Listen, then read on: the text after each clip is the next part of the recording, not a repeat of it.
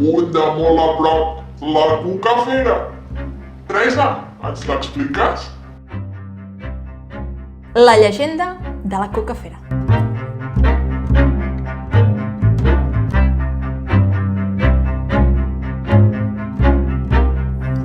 Fa molts anys, arribà a Tortosa un jove d'una talla fora del corrent, de tan alt com era. De nom li deien Rufolet, i venia d'un país molt llunyà per a rescatar una princesa, la Rubí, que havia estat encantada per un bruixot i amagada en una cova prop de Tortosa. En Rufolet s'encaminà, sortint pel portal de Remolins cap a la bassa de Xaco.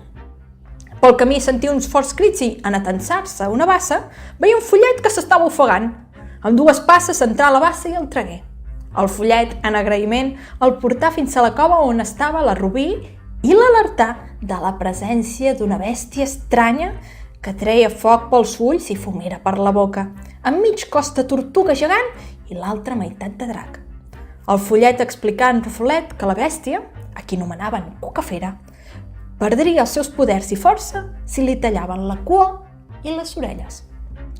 En entrar a la cova per salvar la Rubí, aparegué davant d'en Rufolet la cucafera, amenaçant. El follet, a qui anomenaven Xaco, i els seus companys, Pepo, Guari, Canasta, Xanca, Moixina i Mut, havien esmolat molt bé les passes d'en Rufolet, qui d'un cop va poder tallar la cua i les orelles de la cucafera, la qual es convertí, d'aquesta manera, en una bèstia mansa. Després de tot, en Rufolet, la Rubí, els follets i la cucafera tornaren cap a Tortosa.